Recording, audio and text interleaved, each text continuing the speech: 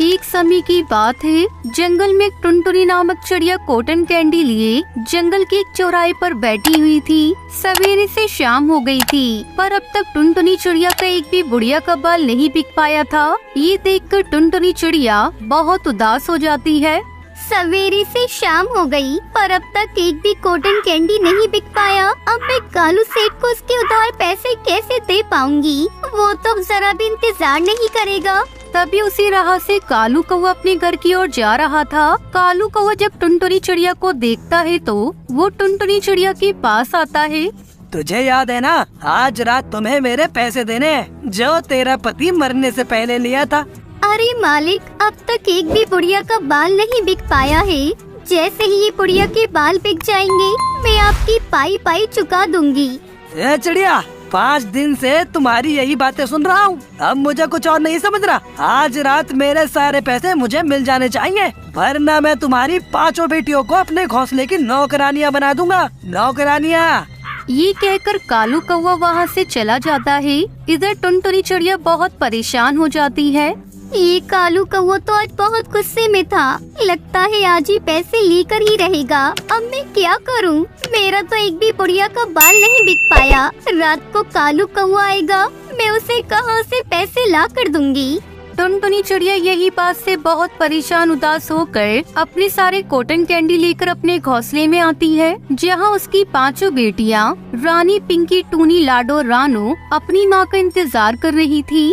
अरे माँ, आप आ गए। अरे ये क्या माँ, आज भी कॉटन कैंडी नहीं बिक पाए? नहीं बिटिया, आज भी कोई कैंडी नहीं बिक पाई। माँ, जब वो कालू कौवा पैसे मांगने आएगा तो हम क्या करेंगे माँ? आज तो पैसे लिए बगैर कालू कौवा यहाँ से नहीं जाएगा।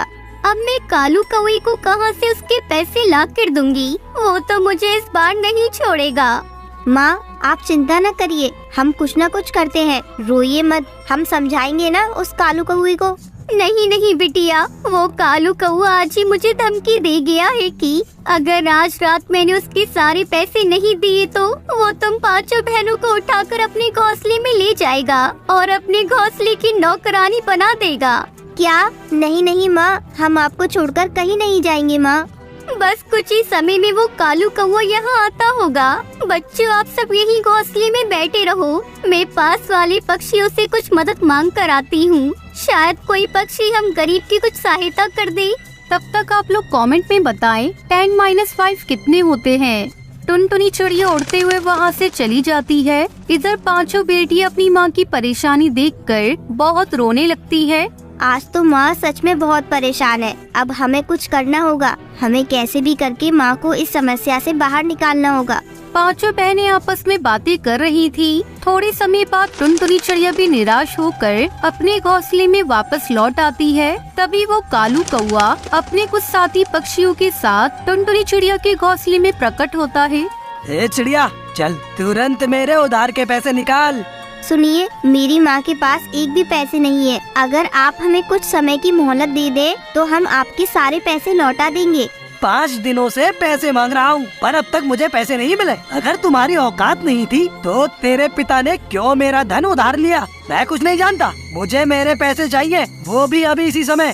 भाई, मेरे पास इस समय एक भी पैसे नहीं है। अरे चलो, इस चिड़िया की 5 बेटियों को उठाकर अपने घोंसले में लेके चलो। जब पैसे आ जाए ना चिड़िया, तो पैसे देकर अपनी बेटियों को ले जाना। कालू कौवे के सारे साथी पक्षी टुनटुनी चिड़िया की 5 बेटियों को पकड़ लेते हैं और उन्हें अपने साथ ले जाते हैं। टुनटुनी चिड़िया वही घोंसले में बैठकर रोने लगती है। देखते ही देखते सवेरा हो जाता है। इधर टुनटुनी चिड़िया की 5 बेटियाँ उस कालू कौवे के घोंसले में नौकरानियां बनकर काम करने लगी। इधर टुनटुनी चिड़िया अपने घोंसले में बैठकर रो रही थी। मुझे अपनी 5 बेटियों को सही सलामत उस कालू कौवे के कब्जे से छुड़ाना होगा। मुझे कहीं से भी पैसों की व्यवस्था करनी होगी। टुनटुनी चिड़िया सारा दिन इधर उधर घूमती रहती है। टुनटुनी चिड़िया एक पेड़ की डाली पर जाकर बैठ जाती है। तभी कालू कौवे के एक साथी पक्षी अपने साथ कई सारे पैसे लेकर वहाँ से गुजर रहा था। तभी उसे ठोकर लग जाती है, जिसकी वजह से उसके साथी पक्षी के हाथ में रखे सारे पैसे जमीन पर गिर जाते हैं और पक्षी वहीं बेहोश हो जाता है। ये देखकर टुनटुनी चिड़िया तुरंत वहाँ आती है। अरे, ये तो उस कालू कौवे का साथी पक्षी है, पर ये तो बेहोश हो गया। इसके पास के तो बहुत सारे पैसे जमीन पर गिर गए हैं। मुझे इसे उठाकर कालू कौवे के पास ले जाना होगा। टुनटुनी चिड़िया वो सारे पैसे और पक्षी को उठाकर कालू कौवे के घोंसले में आती है और कालू कौवे को वो सारे पैसे दे देती है और पूरी बात बताती है कि कैसे उसका भाई बेहोश हो गया था। चिड़िया बहन, आप मेरे साथी पक्षी को उठाकर यहाँ लाई और मेरे सारे पैसे भी मुझे लाकर दे दिए। आप चाहती तो ये पैसे भी रख सकती थी, फिर आपने ऐसा क्यों किया? आपने क्यों नहीं रखे ये पैसे? भाई, किसी का हक मारने से कभी खुद का भला नहीं हो सकता। हम लोगों को हमेशा मेहनत से ही हर चीज कमानी चाहिए। टुनटुनी बहन, आपकी बातों से मेरा दिल पसीज गया है, इसलिए मैंने ये तय किया है कि आज से आप और आपकी 5 बेटियां मेरे घोंसले में ही रहोगी, मेरा काम करेंगी। बदले में आपको कई सारे पैसे, भोजन, हर चीज दूंगा। ये बात सुनकर टुनटुनी चिड़िया बहुत खुश हो जाती है और सब एक साथ रहने लगे। शिकंजी ले लो शिकंजी, नींबू सोडा से बनी शिकंजी। शिकंजी ले लो शिकंजी, नींबू सोडा से बनी शिकंजी। सुंदरवन के जंगल में बंटी कबूतर अपनी पत्नी टुनटुनी चिड़िया के साथ रहता था। उसकी एक बेटी थी जिसका नाम लूसी कबूतरी था। बंटी कबूतर एक किसान था। एक बार गांव के जंगल में बहुत बड़ा सूखा पड़ गया था, जिससे बंटी कबूतर के खेत में कोई भी अनाज की फसल नहीं आई थी। दोनों पति पत्नी मजदूरी करके अपना पेट पाल रहे थे। सूखा पड़ जाने के कारण जंगल में अब उन्हें कोई भी काम नहीं मिल रहा था। एक दिन थका हारा बंटी कबूतर घर लौटता है। तब टुनटुनी चिड़िया उससे पूछती है, क्यों जी, आज भी आपको कोई काम नहीं मिला? नहीं टुनटुनी चिड़िया, बहुत कोशिश की लेकिन कोई काम नहीं मिला। समझ नहीं आ रहा है ऐसे कितने दिन तक चलेगा। ठीक है जी, आप आराम करो, मैं आपके लिए नींबू की शिकंजी बना कर लाती हूँ। टुनटुनी चिड़िया शिकंजी बनाकर बंटी कबूतर को देती है। ये लो जी, नींबू की शिकंजी। अब घर में थोड़े से ही नींबू बचे हैं, अगर कोई काम नहीं मिला तो भूखे मरने की नौबत आ जाएगी। बंटी कबूतर नींबू की शिकंजी पीने लगता है। सुनते हो जी, मैं क्या कहती हूँ, क्यों ना हम लोग शहर के जंगल चले, वहीं कोई काम धंधा करेंगे। अब गांव के जंगल में कुछ भी नहीं रखा। तुम्हें याद है ना, मेरी सुंदरी मौसी नदी के पार शहर वाले जंगल में रहती है। चलो हम लोग उन्हीं के पास चलते हैं। शहर के जंगल चलकर कोई काम धंधा ढूंढ लेंगे। अब तो अपनी बेटी लूसी कबूतरी भी बड़ी हो रही है, उसके लिए भी तो कुछ सोचना है। ऐसा सोचकर दोनों पति पत्नी अगले दिन शहर के जंगल जाते हैं। अचानक उनकी मौसी टुनटुनी चिड़िया को देखकर कहती है, अरे टुनटुनी बिटिया, यहाँ अचानक आना कैसे हुआ? गांव के जंगल में सब ठीक है ना? क्या बताऊँ मौसी, गांव के जंगल में इस बार ऐसा सूखा पड़ा है कि सारा खेत ही सूख गया है। कोई भी अनाज नहीं उग रहा है। वहाँ हम लोग भूखे मर रहे थे, इसलिए यहाँ आए हैं। आपका भरोसा था, अब आप ही हमें कोई काम धंधा दिला दीजिए, आपकी बड़ी मेहरबानी होगी। अच्छा किया बिटिया, जो अपने परिवार के साथ यहाँ आ गई। अब तुझे चिंता करने की कोई जरूरत नहीं। अच्छा बिटिया, ये बता तू गांव के जंगल से मेरे लिए क्या लेकर आई है? मौसी, मैं कुछ नींबू लेकर आई हूँ। यही घर में थोड़े बहुत बचे थे। ऐसा करती हूँ मौसी, मैं सबके लिए नींबू की शिकंजी बना देती हूँ। गर्मी बहुत है, सभी एक एक गिलास पी लेंगे। हाँ हाँ बेटी, जल्दी बना, नींबू की शिकंजी पिए बहुत दिन हो गए। टुनटुनी चिड़िया शिकंजी बनाने लगती है। तभी सुंदरी कौवे की पड़ोसन बबली कबूतरी उसके घर आती है। अरे सुंदरी बहन, ये तुम्हारे यहाँ कौन आया है? बबली बहन, ये मेरी भांजी है। गांव के जंगल से शहर के जंगल आई है और अब यहीं काम धंधा करेगी। तभी टुनटुनी चिड़िया सभी को शिकंजी देती है। नींबू की शिकंजी पीकर बबली कबूतरी कहती है, अरे वाह, ये शिकंजी तो बहुत ही स्वादिष्ट है। किस चीज से बनी है? बबली बहन, ये नींबू और सोडे की शिकंजी है। शहर के जंगल में तो कहीं भी ऐसी शिकंजी नहीं मिलती। बबली कबूतरी की बात सुनकर टुनटुनी चिड़िया की मौसी कहती है, तू ऐसा कर टुनटुनी बेटी, एक शिकंजी का ठेला लगा ले। यहाँ किसी को ऐसी शिकंजी बनानी नहीं आती। देखना, तेरे ठेले पर सुबह से ही भीड़ लगनी शुरू हो जाएगी। टुनटुनी चिड़िया और बंटी कबूतर को ये बात पसंद आ जाती है। अगले दिन वो सुंदरी कौवी से थोड़ा उधार लेकर अपना ठेला लगाते हैं और नींबू की शिकंजी बेचने लगते हैं। शिकंजी ले लो शिकंजी, नींबू सोडा से बनी शिकंजी। शिकंजी ले लो शिकंजी, नींबू सोडा से बनी शिकंजी। टुनटुनी चिड़िया की आवाज सुनकर उसके ठेले पर हरी काकी आती है।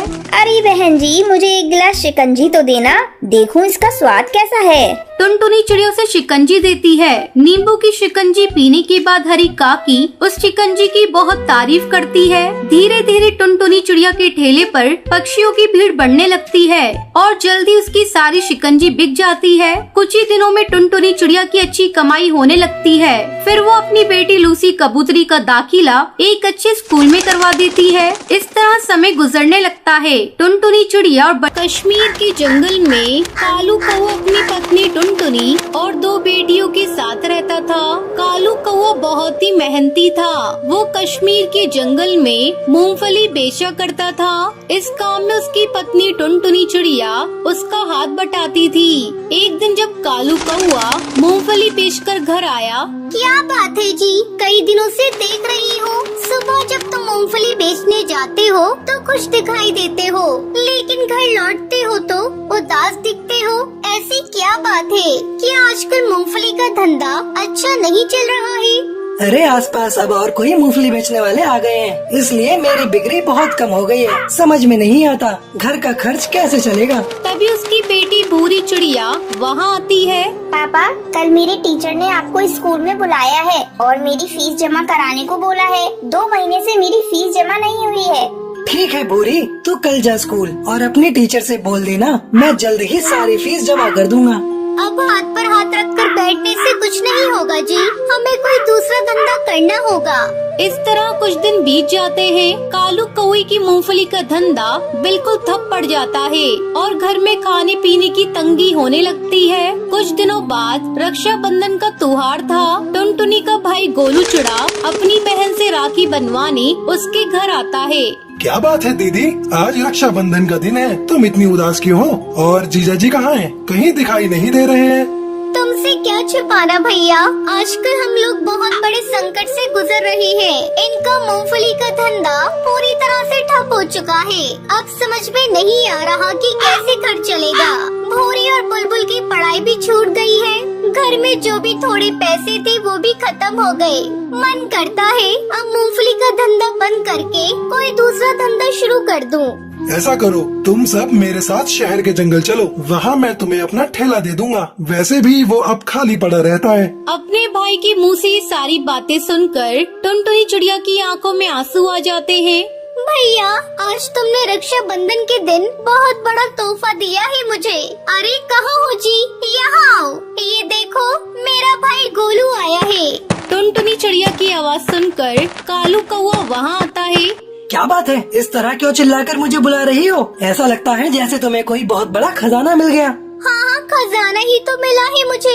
मेरा भाई हम लोगों को शहर के जंगल ले जाने के लिए तैयार है। चलो अब चलकर वही मूंगफली का धंधा करना। अगर किस्मत ने साथ दिया तो शहर के जंगल में हमारा धंधा अच्छा चलेगा। फिर टुनटुनी चिड़िया अपने पूरे परिवार के साथ शहर आ जाती है। कालू कौवा शहर के जंगल में मूंगफली का ठेला लगाता है। मूंगफली ले लो, मूंगफली ताजी ताजी गर्मा गर्म मूंगफली, भुनी हुई मूंगफली ले लो।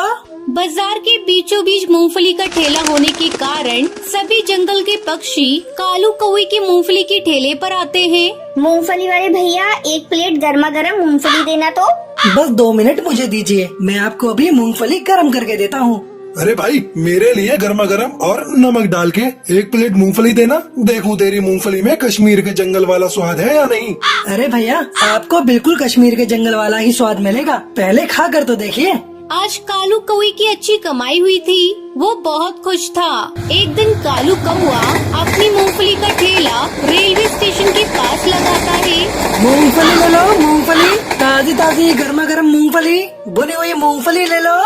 वहाँ भी उसके ठेले पर मूंगफली खाने वाले पक्षियों की भीड़ लग जाती है। टुनटुनी चिड़िया की दोनों बेटियाँ अच्छे स्कूल में पढ़ने लगती हैं। अब उनके जीवन में कोई कमी नहीं थी। उनका पूरा परिवार खुशी खुशी अपनी जिंदगी बिताने लगता है।